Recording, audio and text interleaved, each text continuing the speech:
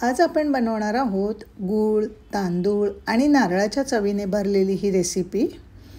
श्रावण महिन्यातील उपवासासाठी किंवा सणाच्या दिवशी खास बनवली जाते। गुळाचे गोड आप्पे। हे आप्पे पौष्टिक, झटपट होणारे आणि खूपच स्वादिष्ट। चहासोबत खायला छानच। मुलं पिकनिकला हा पौष्टिक नाश्ता घेऊन जाऊ शकतात। हे आप्पे तुम्हाला उपवासाकरिता तयार करायचे असतील तर तांदळाच्या ऐवजी तुम्ही साबुदाणा वापरू शकता। चला तर वेळ न घालवता छायाच्या किचनकडे वळूया। तर गोड आप्पे बनवण्यासाठी सर्वप्रथम बॅटर बनवायचं आहे।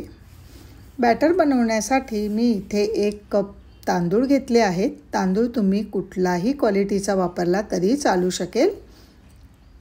हे तांदूळ 2 ते 3 पाण्याने स्वच्छ धुवून घ्यायचे आहेत। त्यानंतर 2 तास पाण्यात भिजत ठेवायचे आहेत। आता 2 तासानंतर तुम्ही बघू शकता तांदूळ छान पाण्यात फुगून आले आहेत। तर हे तांदूळ आपल्याला मिक्सरच्या भांड्यात घालून रवाळ वाटून घ्यायचे आहेत। मिक्सरच्या भांड्यात टाकताना पाणी निथळून घ्यायचं आहे। वाटताना फार पाणी घालायचं नाही, गरजे इतकंच पाणी घालायचं आहे।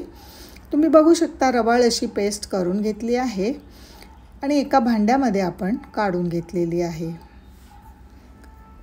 आता मिक्सरच्या भांड्यात पाणी टाकून मिक्सरच्या भांड्याला लागलेलं जे सर्व बॅटर काढून घेणार आहोत, म्हणजे बॅटर वायासुद्धा जाणार नाही आणि पाणीसुद्धा थोडंसं वापरता आलेलं आहे। आता यामध्ये गूळ घालायचा आहे। 1 कप तांदळाला अर्धा कप गूळ घालणार आहोत। आता हे मिश्रण मिक्स करून घेऊया। थोडंसं मी मिक्स करून घेतलं आहे। आता प्रमाण लक्षात घ्या, घरातील कोणतीही वाटी किंवा कप घेऊ शकता। त्या कपने 1 कप तांदूळ, अर्धा कप गूळ आणि पाव कप साधं पाणी घालायचं आहे। असं याचं अगदी परफेक्ट प्रमाण आहे। इथे अजिबात दही वापरायचं नाही, दह्यामुळे आप्पे लवकर खराब होतात।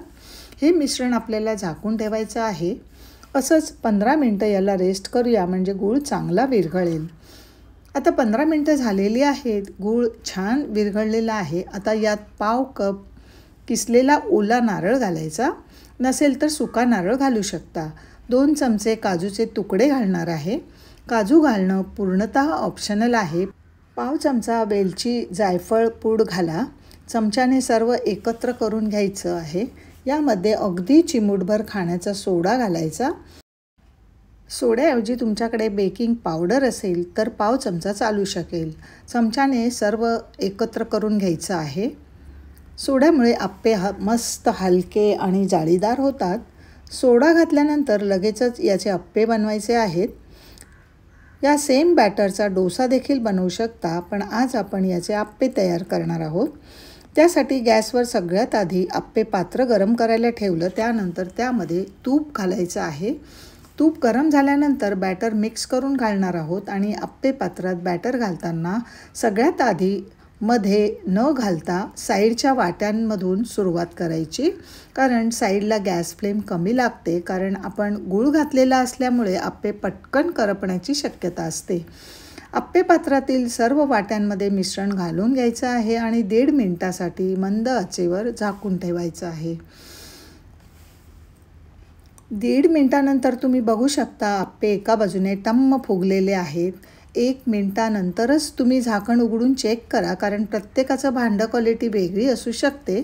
1.5 मिनिटापेक्षा याला जास्त ठेवायचं नाही, कारण गूळ वापरल्यामुळे याचा रंग पटकन बदलतो आणि भिजवलेले तांदूळ वापरल्यामुळे याला फार वेळ शिजायला लागत नाही। बाजू पलटून घेतलेली आहे। याला आता खालच्या बाजूने चांगलं भाजून घ्यायचे आहे।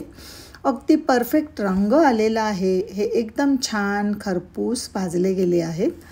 तसंच दुसरी बाजू देखील भाजून घेतलेली आहे। प्लेटमध्ये काढून घेतलेले आहेत। रंग छान आलेला आहे आणि चवीला म्हणाल तर अप्रतिम। उरलेले आप्पे देखील अशाच पद्धतीने तयार करून घेतले। प्लेटमध्ये काढून घेतलेले आहेत। आपण सर्व हेल्दी जिन्नस घातल्यामुळे हे आप्पे पौष्टिक तर आहेतच, शिवाय हे थंड झाल्यावर सुद्धा चव अजिबात बिघडत नाही। 1 कप तांदळाचे साधारण 24-25 आप्पे तयार झालेले आहेत। उरलेले आप्पे देखील अशाच पद्धतीने तयार करून घेतले। मस्त स्पॉन्जी आप्पे नक्की ट्राय करा। हे बघा, तुम्हाला एक कट करून दाखवते। केकसारखेच स्पंजी झालेले आहेत. आय होप ही सोपी झटपट रेसिपी तुम्हाला नक्कीच आवडली असणार आणि आवडली असेल तर एक लाईक जरूर करा. व्हिडिओ जास्तीत जास्त शेअर करा. सबस्क्राईब करून बेल आयकॉन प्रेस करायला विसरू नका.